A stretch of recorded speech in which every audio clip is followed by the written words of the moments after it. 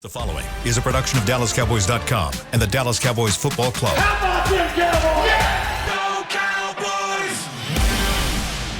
This is Talkin Cowboys. Streaming live from the Dallas Cowboys World Headquarters at the Star in Frisco. Pollard streaks in. Touchdown. Parsons has sacked it. Prescott keeps it, and he bangs it in for the touchdown. And now your hosts, Isaiah Stanback, Nick Harris, John Machota, and Kyle Yeomans.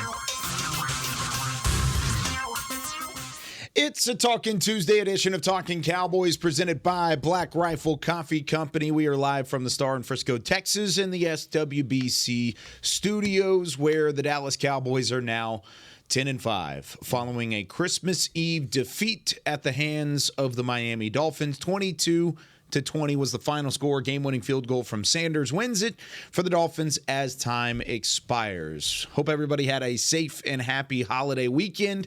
It's time to talk football again. We've got Isaiah Stanback. We've got John Machota. No Nick Harris today, but Kyle Yeomans here with Chris Beam in the background and everything. Gentlemen, how was the weekend? Everybody good?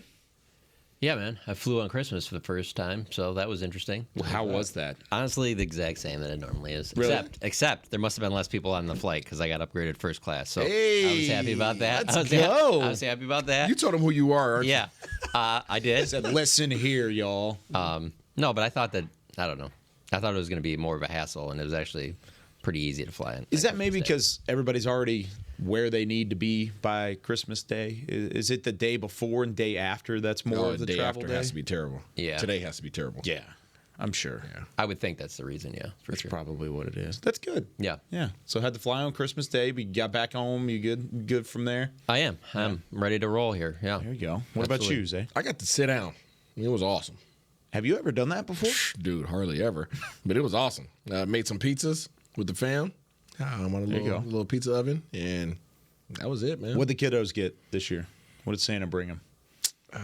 Got my soccer players, got them a ball launcher, which is pretty much like a jugs machine for soccer players. It's a company out of Europe, so that was pretty cool. That was not cheap. But they need it, and they're going to use it. And who else? What else happened?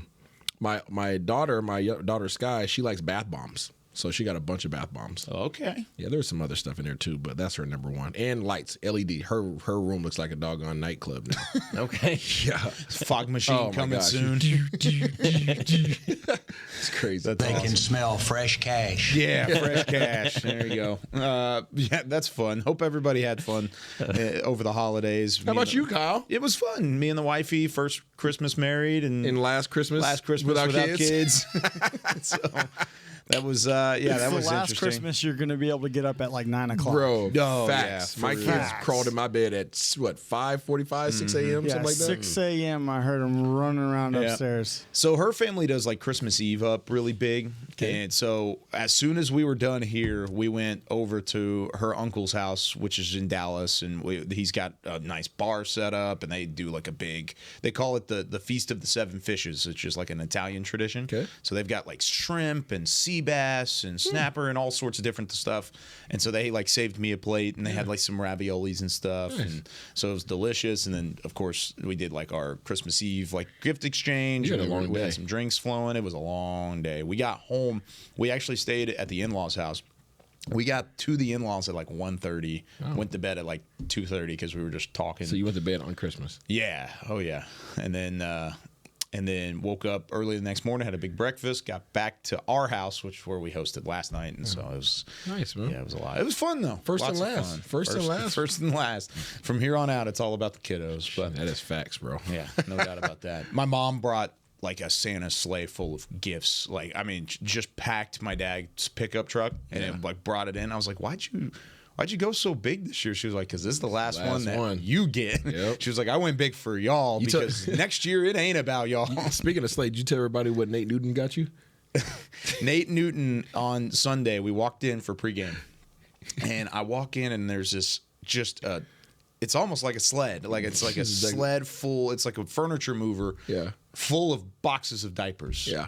Oh, there wow, were that's 4 cool. massive boxes of diapers, and he put a little note on top of it. He said, "Don't open till Christmas Day." I was like, "All right, That's thanks, awesome. Nate." Yeah, It very was cool. fun. It was great. So lots of fun over the weekend. Let's talk about some news and notes, though. The Cowboys fall 22-20 to the Dolphins.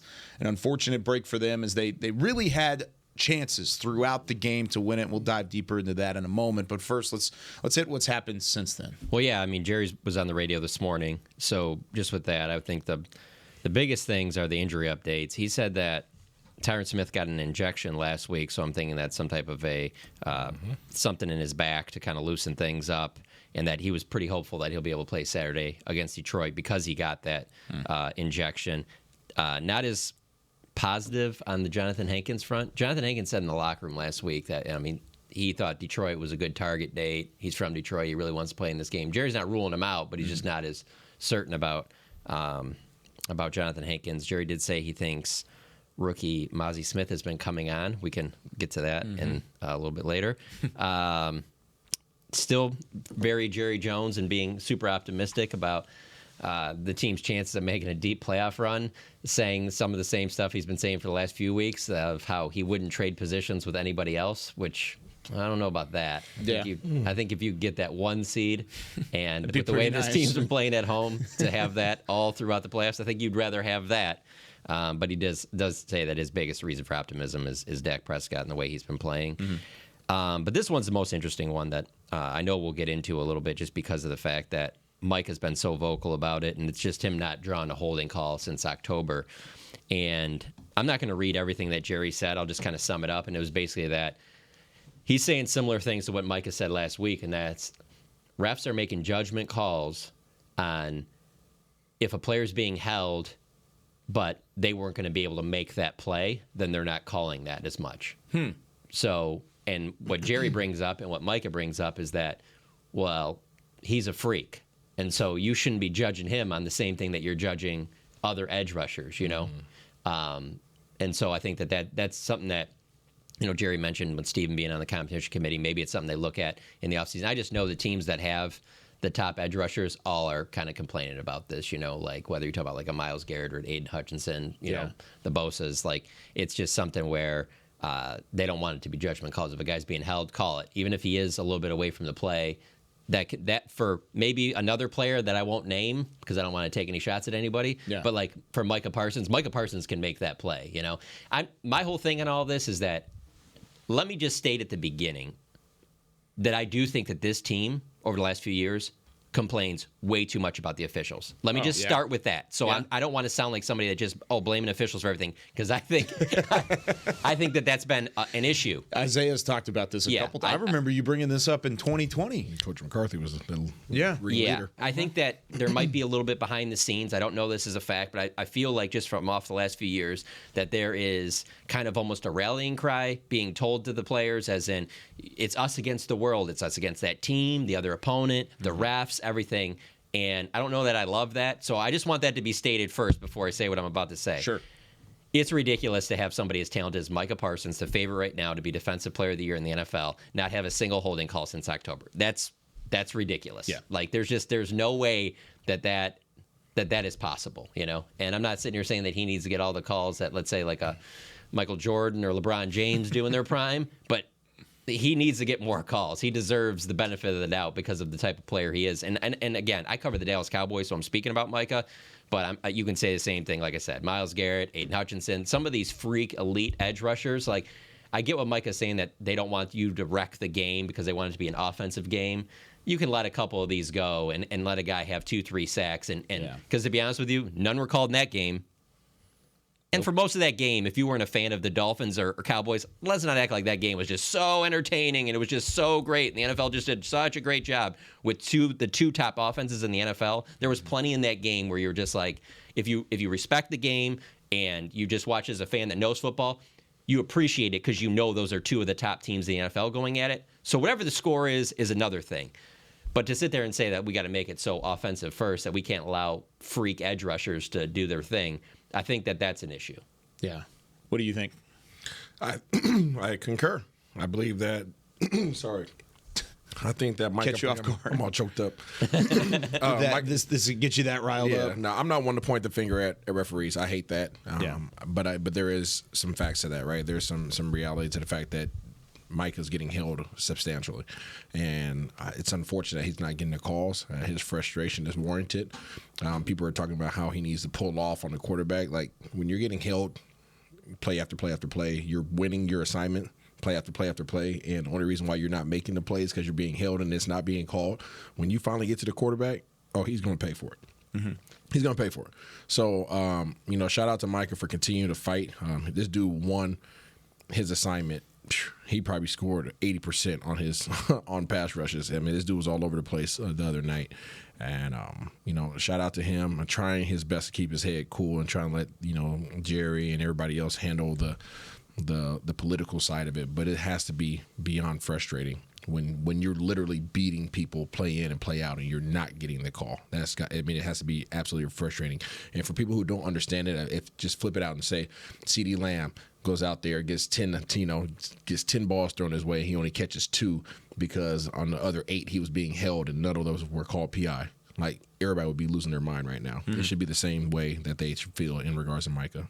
And I'm not sitting here saying that, they need to call, every time Micah Parsons plays, there's going to be 4 or 5 holding calls a game. But I'm going to tell you this right now. Just one, I don't think you need to see. Now, this isn't a holding, but I don't think you need to watch that game and see any more than the Deshaun Elliott play on the goal line against Tony Pollard to show you how one play can make such a huge difference in the entire game. So if it's just a drive, maybe one of those field goal drives is a punt because of a holding call, and it pushes Talk you about back. the 50-yard field goals. Like, one sack there takes them completely out of field goal range. I like what you brought up about you have to look at the player at the same time. And, I mean, these officials, they study as much as anybody. I mean, they know the rule book, they know the players, they know the teams. The teams know the officials at the same time.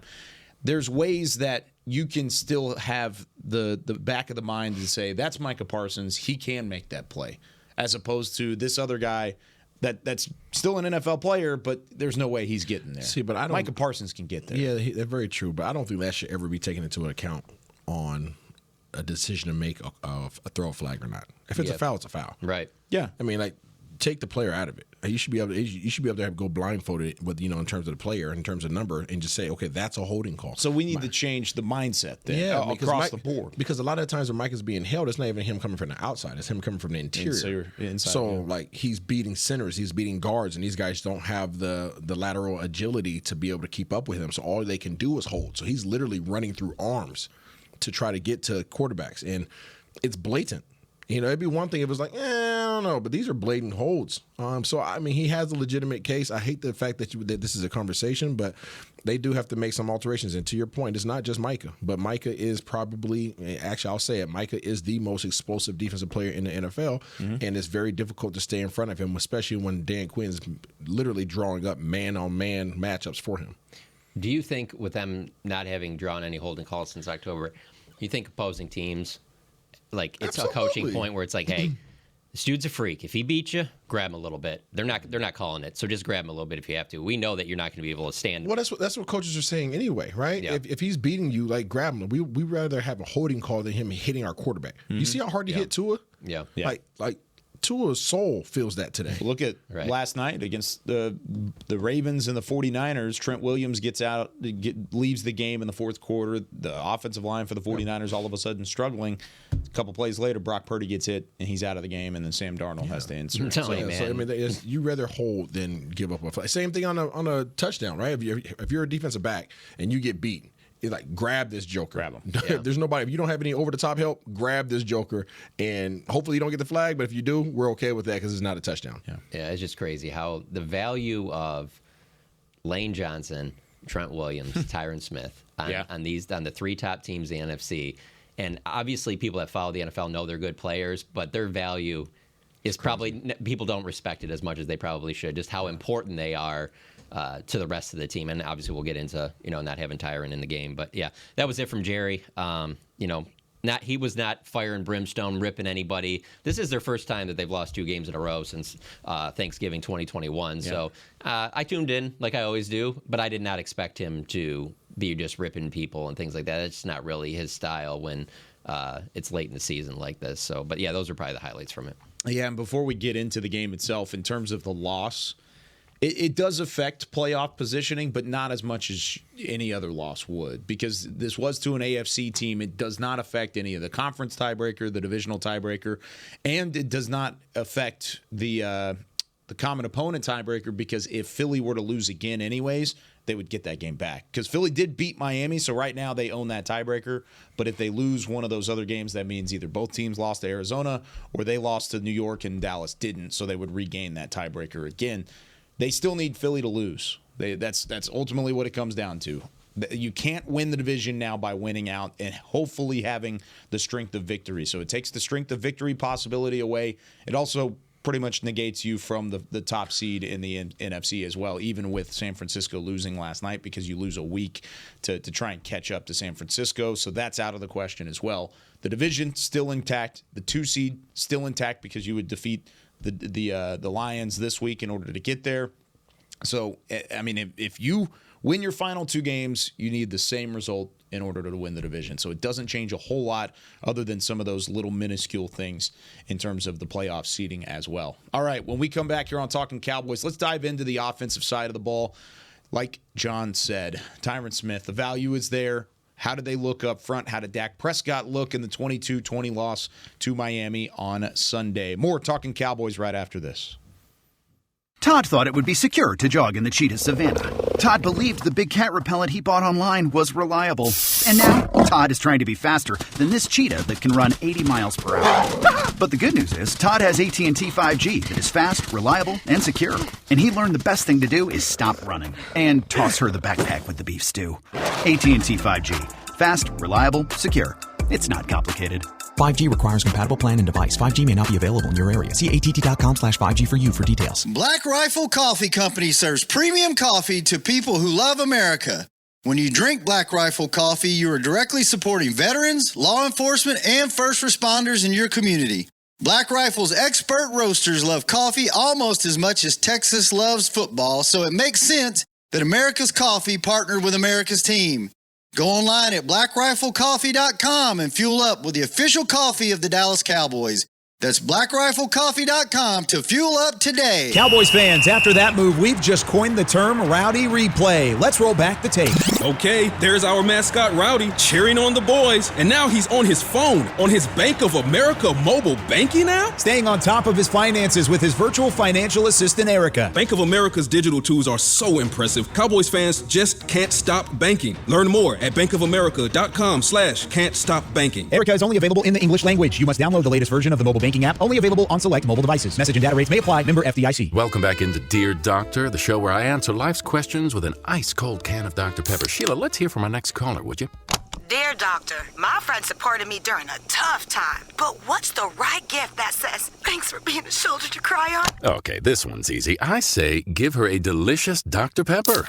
Nothing says, thanks, girl, better than a one-of-a-kind soda. Yes, any Dr. Pepper flavor will do. Now, just a reminder that I don't need to be a real doctor to know that Dr. Pepper is the one you deserve. Back to Talkin' Cowboys. Back here on Talking Cowboys, this portion of the show is brought to you by Quaker Oats, a super trusted superfood. Quaker Oats, the official oatmeal sponsor of the Dallas Cowboys. Did you get them in this morning? You know I did, Kyle. Did you get them in on Christmas morning? I sure did not. Oh, no. I know. I had to wait till I came to the facility. You don't have Quaker Oats readily available at the crib? My wifey made like a bunch of cinnamon rolls and stuff, so I have some working out to do. Okay. So you did cinnamon rolls in the morning, and then did the pizza? Mm-hmm. You were living your best life. Bro, I love it. Absolutely. I didn't think Good about for that. you. But you know what? What'd you have during game We were day? driving to my facility so my kids could test out that machine, and somebody had their car stopped working. So I got out and helped push their car. Look at this guy. So I got Good Samaritan. What I'm saying, Right. I burned some calories. That counts. Yeah. Did they? It was a whole vehicle now. Stay here. Wow. I'm gonna go push this car up. Yeah, it was a whole real vehicle. Quick, you know. Just Hey show what I guys, was yeah, doing. stand Well, my by. wife was my wife was like, "Stop the car! I'm hopping out." I'm like, "Actually, I'll get out." Yeah. No, you stay right you here. stay right here. I'll go do it. The Was it like the Karate Kid? Pop the clutch. Dude, my wife, she always wants to be number one. I'm like, just shh, Sit.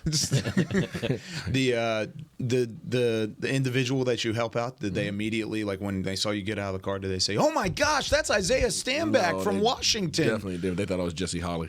Oh, no, I'm playing.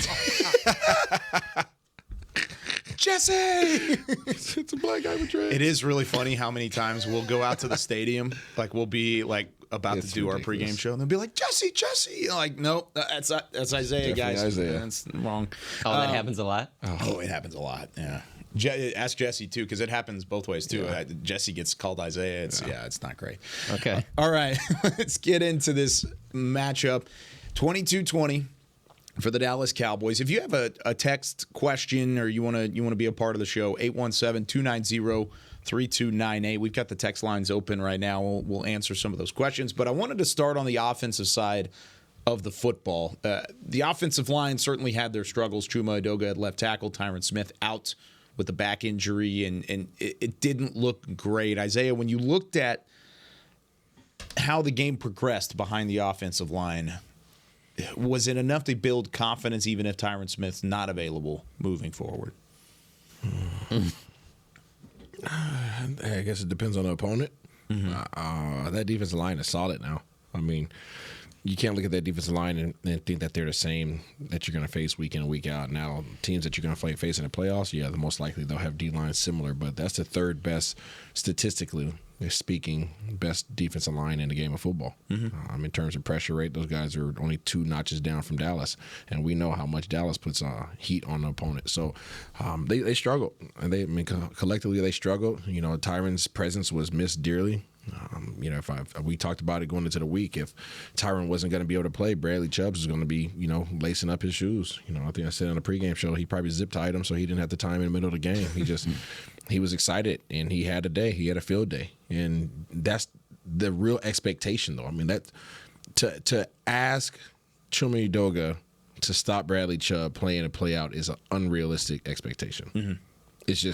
It's 2 different levels of talent. That's no knock on him. It's just some players are better than others, and he is substantially beneath Bradley Chubb and that whole entire defensive line. Wilkins causes havoc. I mean, those guys were running around. Now our offensive line fought, but Dak was fighting for his life, literally play in and play out. And Tua was fighting for his life on the flip side, right? But Dak was fighting for his life. So shout out to Dak for extending plays and making it hard on them to get him down. But it was a battle up front, man. And like you said, you missed the big boy on the left side. Yeah, Chubb was pretty vocal running to the locker room after the game. It was funny because you get so focused on covering the team that you cover that sometimes you forget about some of the storylines for the other teams. And he was just running in the locker room yelling about. Because I was the only Cowboys reporter there. There were a couple other people that cover the Dolphins, but you got to kind of walk by their locker room to get to the Cowboys. I'm like, let me just stop here and see them running or whatever. Yeah, and he was yelling about, I thought you said we couldn't beat a good team. None of you thought we could beat a good team. Now what are you going to say now? Write that in your little articles. I'm just like, I'm not going to write that, but okay. This is interesting to see this. Also, you had a good game, but it also helps if maybe somebody blocks you and they don't just let you run free. But anyway, to your point, though, I think he was very happy about those opportunities. Man, hate to just give you such a blanket statement, but I don't see any way this team makes a deep playoff run if they're missing any of those that best 5 offensive line. Any of them. Obviously, Tyron is ridiculously important. Left tackle, when they've been together, he's been playing great, him and Tyler together.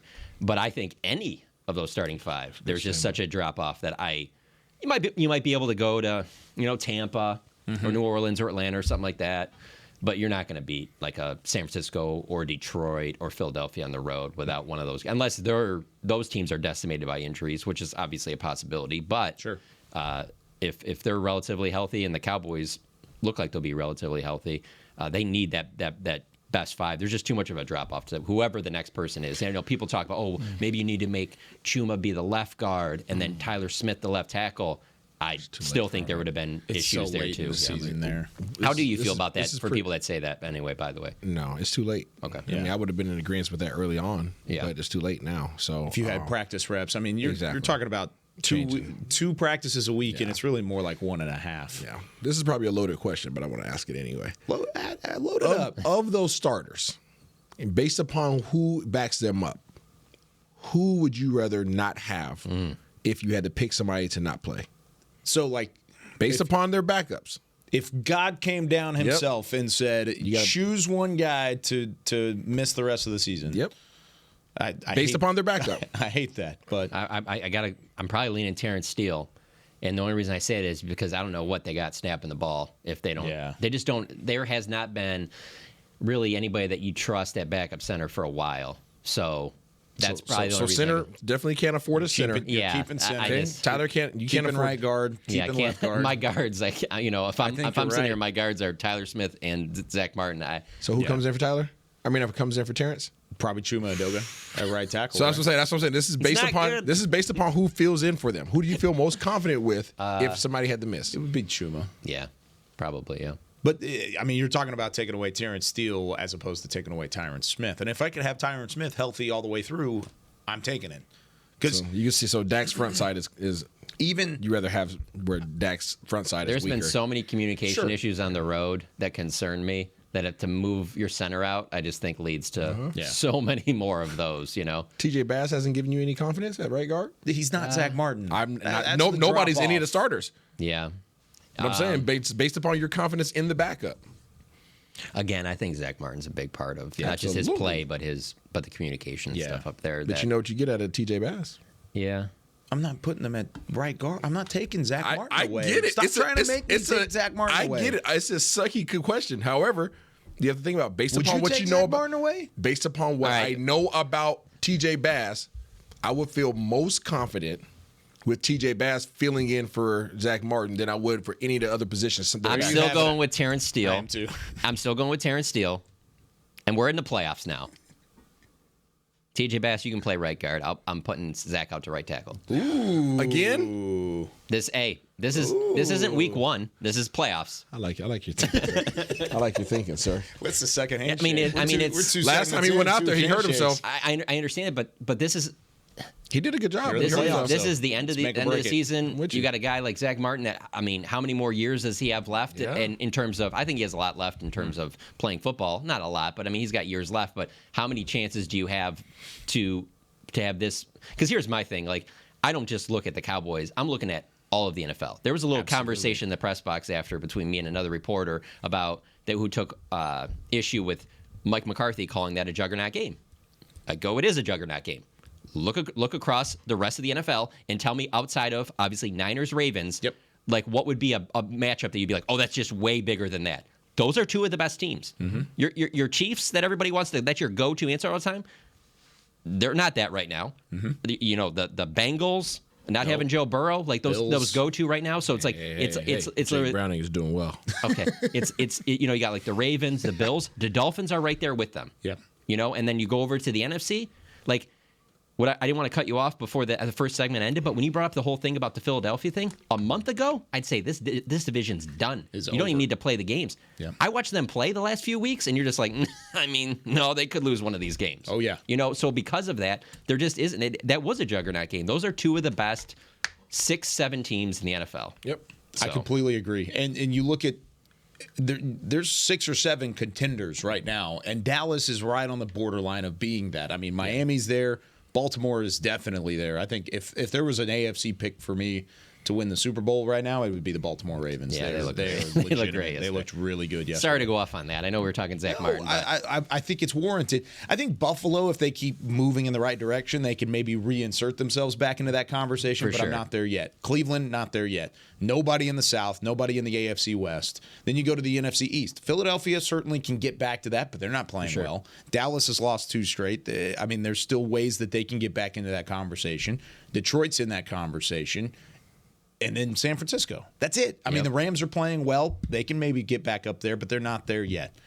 There are only 6 or 7 teams that you are confident in that can make a run if they play their best football. And I think Dallas, if they play their best football, which includes their offensive line being healthy, they can make a run. If they made a deep playoff run that included them winning on the road, there would be a lot about talking. We would look back and talk about the Buffalo game and the Miami game and how it did get them. Well, not the Buffalo game because it was such a blowout, but this Miami game about going on the road and playing a tough opponent like that.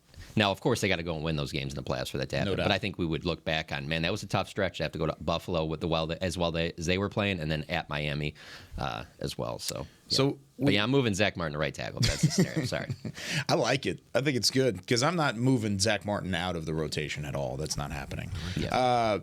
And just before we move on, I feel like there was a show back in Oxnard, California that was talking about if one of those starting 5 guys goes down, then that's kind of a problem. I forgot what show that was. Talking Boys, talking Cowboys. Dak Prescott, how did you feel like he played against Miami, John? Whenever you look at his stat line and the way that he played, 20 of 32. 253 yards, 2 touchdowns, no interceptions. Played well, but it goes back to what we were just talking about. He was under pressure quite a bit. Yeah, I thought he played like an MVP at the beginning of the game and at the end of the game. Yeah. But there were definitely, there were some misses on some things that when you watch the game over again, especially from different camera angles, where you're like, yeah, well, it's tough to make that read when you know that you don't have that much time because you're not being protected like you normally are. If they had their normal offensive line up there, I just think it's a different game. There were guys open, I'm a big force feed, my star player.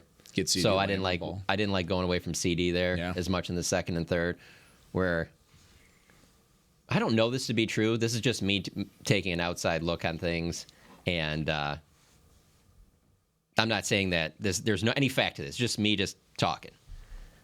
Dak is such a good dude that part of me wonders if he's like, no, I got to get more guys involved, as opposed to, no, I'm just going down the field. It's me and CD all game, whatever like that. I just feel like he tries to get other people theirs more so than maybe some other players would. Is that ever a thought process from a quarterback standpoint? Yes. Kind of. I know it sounds stupid. Yeah. I don't think it's stupid, though. I think that's a legitimate question. There's some truth to it. I've never seen, well, I shouldn't say never because there probably is a game or two, but I almost never see a game where it just like, you just know, hey, I'm just going to these 1 or 2 guys. Like he has so much trust, and even guys that like when we're watching the exactly when we're watching the game, like he's got so much trust in so many players that there's plays that he'll throw to some guys, and I'll just be like, man, I can't believe he would trust him in that situation, but he trusts everybody that's out there. Tolbert went up and made a nice grab. Yes, he did. He did. Yeah. I have a question. It's not Dak related. Is that okay? Well, I wanted you to answer that last question. Dak. I think Dak fought his tail off. Yeah. This game is nowhere near as close if Dak doesn't do Dak things. Yeah. He kept you in the game. He's been keeping you in the game. That drive at the end of the game, if Dallas gets a defensive stop there and they win it 20-19, I think that might be that could be an MVP moment. Yeah. It really could have been. Yeah. Now, he still would have had to play lights out the last 2 weeks of the season. Don't get me wrong. There was a long way to go. I don't think he's winning. But then we could have gone back and looked at that drive specifically where he kept them alive. That could have been his MVP moment. It's not anymore. That's it. And that throw to Cooks, I mean, it was a great catch by Cooks too. Don't get me wrong, but the throw with like Ramsey in position, and just the fact of what had happened right before that had everything written on. Like, oh, they just blew this drive. The way they get on the 1 yard line, half-yard line, and then run that instead of just running the ball, they try and roll him out, and then he takes that sack. You're just, if you watch enough of these games, you're just like, oh, here we go. Yeah, this isn't. Yeah, but he overcame that. Yeah. All right, what was your question? Why has Tony Pollard only averaged 13 touches a game? Again, I don't know this to be a fact, but since we're just throwing stuff out there, I wonder if he's all the way back to the Tony Pollard he was before. I think that there's a little bit, and even if they were, I just keep going back to this thing last year of that Skip Pete said about how it was such a good compliment between Zeke and Tony, because Tony's at his best when, he is understood. He's getting a little bit more rest, because then when he gets it in there, he's got a chance to turn those like maybe a 5-6 yard gain into 15, 20 and stuff like that. And so I'm wondering if that they're trying to keep him fresh during the games for those home run type abilities. Like I think he's closer to where he was last year, but I don't think that he's been that way all season long in terms of being 100% back from that, the broken leg, ankle injury, the drop tackle one in San Francisco. But But then, I don't know. Do you think the running game's working on a point where you want to see more touches? 12 carries, 3.2 yards per carry. He's averaging 13, and that's heavily weighted on the front 13 half. carries, 13 touches. 13 touches. Because on the front half of the season, there was a couple games where he had 20 plus touches. That's really kind of boosting his numbers right now. But every post game, it seemingly is like 12 touches, 11 touches, 13 touches, and taking the ball. First of all, everybody's looking at the Hunter Lipke play right now, and it's a big play. It should have never got there. Correct. Because Tony Pollard should have scored. Let's put that out there right now. Okay, so I'd love to address that real quick because you watched the film. Yes. You go back and look at it. There's a freeze point in that all 22 where it looks like a walking touch. How is it not a touchdown? Like with Tony Pollard, I know there's a linebacker that's scraping over the top, and he comes up and he lays a hit, and good play from him. But it was a weak effort. It really was. It was weak. And Tony Pollard, as much as we want to see more of him, and I agree, I think he needs more touches to get into a rhythm to a certain extent. There's an accountability factor there. But we've been saying, we are in week 17, and we're saying, well, we've seen glimpses of it. It looks like that's the old Tony Pollard. He's done nothing to show me at this point that he is the old Tony Pollard. One 100-yard game this year. I'm surprised there's even been one. What was it? It was Cardinals. Oh, yeah. That's probably why I forgot about it. Other than that, we can go back, going in reverse. 38 yards, 52 yards, 59 yards, 68, 79, 61, 55, 51, 53, 30, 29. I can keep going. I've been the biggest Tony Pollard supporter throughout his time here. I've been big on Tony Pollard. When he was having his success, I said, get him the rock, get him the rock, get him the rock. Even now, I still think he's there. But he has done nothing to show confidence or build my confidence in what Tony Pollard can do. So I'm wondering if they're saying the same thing they have across to, the hall. Oh, yeah. You gave 9 carries to Dak. To Dak, CeeDee Lamb, Kevontae Turpin, and Brandon Cooks. And 2 to Hunter. You did, and they ran the ball pretty well. Out of those 9 carries, they got a little over 50, 60 yards. Yeah. So it was just apparent to me early on when some of the stuff they were doing in the run game, they were like, we're not going to be able to get this done with our normal run game. We're going to have to do some other things because we have to run the football, but we can't get it done doing the traditional running style. Let me ask this, though. Do you think that is the whole season?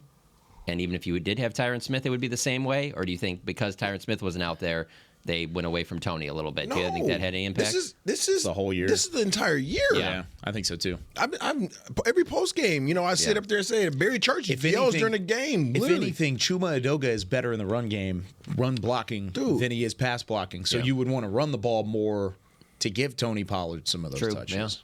Yeah. This is crazy. Just everybody type in Tony Pollard stats and look at every game. It's just 12, 12, 11, 13, 11, 9, 8. And then you have a couple of those games early on. It was 25, 23, and 20. He had 3 games this year where he had over 20 touches or more. That's it. I hope we see the Tony Pollard of old because he's so fun, man. Like, that's the thing is, I feel bad for. This is the last of Tony Pollard. I feel bad for Cowboys fans because Tony Pollard as the number 1 back, as Tony Pollard was in the past couple of years, like he finally gets that opportunity this year. I thought he had a chance to explode and just be that dude. And he hasn't. He's been serviceable. He's been decent. He's done some things right. He hasn't done some things right on the other end. But I think we're at the moment we're not seeing that, and I don't know if it'll ever come. I'm telling you, man, between this and the Zeke, man, this team's just drafting running backs from now on. It's such a young man's game that it's crazy it sucks, but isn't it crazy how Tony Pollard's barely getting any touches, but yet Zeke is running all over the place. Yeah, up there in New England. Yeah, and they're using him like a bell cow. Yeah. When I mean drafting running backs, I don't mean like top 5 pick, first round running back. I mean drafting guys that like Tony, 3rd, 4th round. Rico Dowdle was an undrafted free agent. Yeah. You've got it's such a physical. It's a young man's game. I don't see them.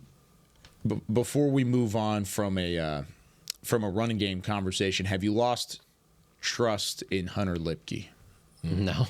No. I mean, that play. obviously you can't have that happen in that game, and that can cost you. But I just think, I don't know if it's just him individually as the player, or it's the fact of I don't think that they can run the ball effectively against good teams traditionally. And so I like having that mixed in there, because just doing it the old-fashioned way that they had been doing it in the past before this year, that's not getting it done anymore. So I think that you need him involved, and you need him to be a threat to where teams think that he could potentially get the ball. Obviously you'd love to have that playback that's terrible on the goal line, but no, I haven't.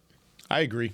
I'm sitting in Nick's seat. That's true. Maybe it's wearing off a little bit. I have to stick up for I'm his totally guy. going to ask him about it tomorrow. He has an ejectocito button. right. Fast He's and Furious, watching, baby. he's watching remotely right now. Right. I agree. I don't think you should lose trust in him. It was a bad play. It really was. All right, let's switch the ball. Let's switch to the defensive side. They had a nice day. We've got to talk about it when we come back, though, here on Talkin Cowboys. They say champions are remembered, but legends are never forgotten. United Ag & Turf offers a winning lineup of John Deere equipment built to tackle any challenge on and off the field. Legendary John Deere tractors, combines, residential mowers, commercial mowers, compact construction equipment, Gator utility vehicles, and a full line of golf and sports turf equipment. United Ag & Turf, the official Ag & Turf equipment supplier of the Dallas Cowboys. Visit unitedagandturf.com to find a location near you. Are you ready to take coffee off your grocery list forever? Black Rifle Coffee Club is here to help. As a coffee club member, you'll get your favorite coffees roasted, packaged, and shipped to your door free of charge on your preferred schedule. Set it, forget it, and never run low on coffee again. Members also get exclusive deals on coffee, products, and discounts from partner brands. Ease your mind and let Black Rifle worry about your coffee supply. Go to blackriflecoffee.com to join the coffee club today. It's the official men's skincare brand of the Dallas Cowboys, Jack Black. And right now, Cowboys fans can get 15% off their $75 order. Plus, because every deal needs a playmaker, your order will include a free 5-piece skincare set and free shipping. The Jack Black Playmaker is 4 of Jack's favorites and a full-sized intense therapy lip balm. Make a play for the playmaker at getjackblack.com/Cowboys with the code CowboysVIP. That's getjackblack.com/Cowboys with the code CowboysVIP. Todd thought it would be secure to jog in the cheetah savanna. Todd believed the big cat repellent he bought online was reliable. And now, Todd is trying to be faster than this cheetah that can run 80 miles per hour. But the good news is, Todd has AT&T 5G that is fast, reliable, and secure. And he learned the best thing to do is stop running and toss her the backpack with the beef stew. AT&T 5G.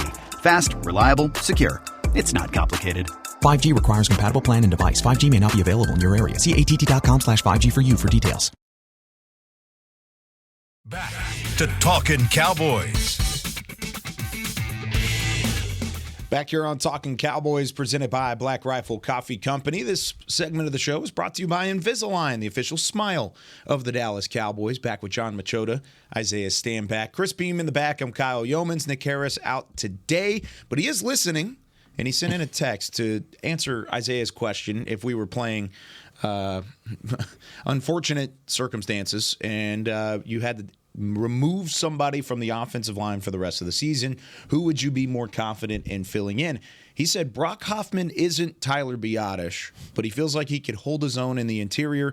I think that's the only one that could plug in and be okay up front with. So that's Nick Harris's vote. Nick, we're moving Zach Martin to right tackle, okay? It's done. We've already went over We've already figured it out, and we've already done it. By the way, Isaiah wasn't the only one that was talking about having TJ Bass as a confident backup. There are multiple text messages on our text line, by the way, 817-290-3298.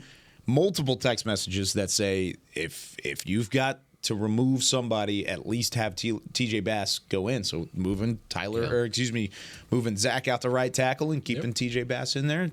I mean, I think we figured it out. Solved it all. I think we've done. Next Somebody issue, give a call bring it in. Sorry, Terrence Steele. I don't know what happened to you, but that's just, it seems like something happened. All right, let's flip to the defensive side of things. Defense only allowing one offensive touchdown. But in between the 20s, they gave up plenty of yardage. Miami was able to move the ball pretty much at will until they got inside the 30, the 20, and then they seemingly pitter-pattered out and had to settle for 5 field goals. They hit all 5 of them. What were your thoughts, John, on the defense and how they performed on Sunday? I thought about Isaiah on that 50-yard bomb to Jalen Waddle early in the game. I was like, oh, here we go. This could be going on all day. This might be bad. It should have been a touchdown before that, in reality. The Tyreek Hill drop? Okay. Yeah. So the way the game started, I was like, oh, this is not going to be good for the Dallas Cowboys at all. But, yeah, they tightened up, and I will say that I expected them to play better defensively than they did against Buffalo in terms of the missed tackles, things like that. But in no way did I ever think they were holding Miami to 22 points and really one touchdown. And I don't think Miami was thinking that. You can tell by McDaniel's decision-making early on where he didn't go for the field goal and went for it. I think it was like 4th and 5, too. It wasn't even a real close 4th down. And I think it's because everybody felt like, oh, this game's going in the 30s. You know, you're going to need touchdowns. You can't settle for field goals. But the way the game kind of evolved was the way that how the Cowboys defense was playing. You saw McDaniel be like, all right, we'll take these field goals. Now, of course, I mean, their kicker, 52, 54, Drilled 57 outside. Yep. I mean, that was impressive. So that's a little bit more to lean on. But, I mean, that was the main thing I wrote about off the game was I was like, if they're going to make a deep playoff run, the defense has to play like this every time against a really good team. That's a good point. Did they let up in the end? Yeah, they needed to be better on that final drive. But overall, I thought it was a winning effort. I thought they played good enough for them to win that game. 24 of 37, 293 yards, a touchdown. And the most impressive stat for me is the fact that they went from 266 against the Buffalo Bills rushing yards allowed to just 91 against a really good rushing attack of the Miami Dolphins. So it's fascinating to watch how quick he gets the ball out and like all the different movement that they do on the line to get guys open and things like that. And I mean, in a way, I want to see it against good teams in the playoffs to see if this thing can hold up. But there is a part where you're like, man, if teams can do that, maybe you don't need the greatest offensive line because you're just moving it so quick and they're not calling holds against Micah Parsons. So it is a copycat league. It was fun to watch that, to see how quick, like, they were doing a lot of stuff, at the line of scrimmage. And I really liked the physicality that Dallas brought. Yeah, buddy. And they brought it all 4 quarters, which is exactly what you did not do against Buffalo, and you needed to do if you're going to build some confidence going into the playoffs. DeMarcus Lawrence was phenomenal. I'm talking one of the best games of his career, and he's had some really good games. Taking on 3 people at a time. That was wild. And it's not something that's going to show up in the box score. Everybody at home is probably going to say, oh my gosh, he only had 2 combined tackles, and he didn't have a sack or a tackle for loss. He was effective. Impact, baby. And you could see the energy he brought, the tackling ability that rallied around him. I thought it was the best this defense has looked against the run, against a formidable running attack. Yep. Maybe all season. And I say that because you've talked about it before. When teams are dedicated to running the football down the throat of this Dallas defense, it's usually effective. For sure. Miami was they wanted to run the football. And sure, there were times where it was effective, but overall, you did not allow it to hurt you. Mm-hmm. What hurt you was the fact that your offense pitter-pattered in the second and third quarter, and you couldn't find a rhythm. That's what ended up hurting you. I thought this defense played well enough to win. Defense played lights out. You talked about some of the individual players in terms of D-Law. He was disruptive as all get out. I think Malik Hooker had one heck of a game, coming up and being physical and just bringing guys down at the point of contact. Collectively, as a defense, these guys had a 75% effectiveness rate in the red zone. The Dolphins were only 1 of 4 in the red zone, which is out of this world. That was the number 1 team in the league in the red zone. They were 68%, I think, going into the game, red zone effectiveness. So they balled out, man. Tackles for loss, okay? They only allowed 91 yards on the ground. They had 4 tackles for loss. I mean, they played on the other side of the line of scrimmage, and they created havoc in the backfield. They had Tua had a terrible game. I mean, coverage-wise, I don't want to take anything away from our defense, but they had guys open. Yeah. they had a lot of guys open, a lot of opportunities, but Tua was back there like he was constipated. He was not stable. Okay, he did not feel safe at all. He was back there, had the happy feet. He was overthrowing things. He was just not accurate because he didn't feel like he could sit back there and sit on his back leg without getting his head knocked off. That's a testament to his entire defensive line. And yeah, I mean, I think they did what they needed to do in order to put their team in position to win the ball game. To your point, offense just did not do enough, and unfortunately, holding Miami to 22 points. didn't work in your favor. And that's something that you would take all day long. Hey, can you stop the number one offense in the league, the number one passing offense, the number 4 rushing offense, number 1 scoring offense to 22 points? I think you would have taken that and said, yeah, we're going to pretty much win the ball game. Yep. And unfortunately, you didn't. Yeah. It was unfortunate that's what hurts this about this the most is the fact that you had chances. Yeah. Dallas had certain chances throughout the game, and whether it was the Lipke fumble or the play before that, or there were opportunities late in the game, they had a shot. And they didn't take it. And it feels very reminiscent of Week 9 against Philadelphia. Absolutely. It's just exactly where I'm looking at is, hey, they were there. There were things to build on, but you lost the game. That's what it looked like. But instead of it being 28-23 and you had plays go the opposite direction throughout, it was the same sort of deal, and you lost 22-20. The Philly game, they had Schoonmaker on the one get stopped. This game, they had the Tony Pollard on the one stop like that. Just how it comes down to just those little plays there. And it's funny because, people say game inches, and you just kind of roll your eyes like, yeah, we've heard this a million times, But it really, on big games, it really is. But, I know we're talking about a lot of frustrations and a lot of frustration points, but I like to take the positive. I know we got to get out here in a second. Yeah, we got to go. This game was a positive, even though you lost. Mm-hmm. And I say that because you've had the opportunity now over the last 2 weeks, and you're about to run into it for a 3rd week in a row, to play playoff football before the playoffs. Without the playoff consequences. You've had the opportunity to have playoff experience without having playoff ramifications. And if you don't take that as a positive and address all the things that you've put on film and use that now to help you when the playoffs present themselves, because you're in the playoffs. You're playing for better seeding and easier matchups and all that jazz, but you're in the playoffs. So you take these experiences, both good and bad, and you use them when the playoffs present themselves. Now, I'm not saying ignore the rest of the games. You need to win out, okay? You need to take care of your business. But you're learning a lot about yourself. And these coaches are learning lessons that they would much rather learn right now versus learning in the actual playoffs. Mm-hmm. The Buffalo game, you figured out, guess what? We have a freaking hole in the middle of our defense. Our edges are soft. We can correct that. Okay, those are correctable things. Okay, I'm glad that we've seen that now. Okay, awesome. Now, Miami played one heck of a game. We had some things that we did really, really well. We had some things that we need to convert on. We know that we can go toe-to-toe with one of the best offenses in this league, if not considered the best offense in this league. Awesome. Solid. Let's take that. Okay, let's improve upon the things that we need to improve upon.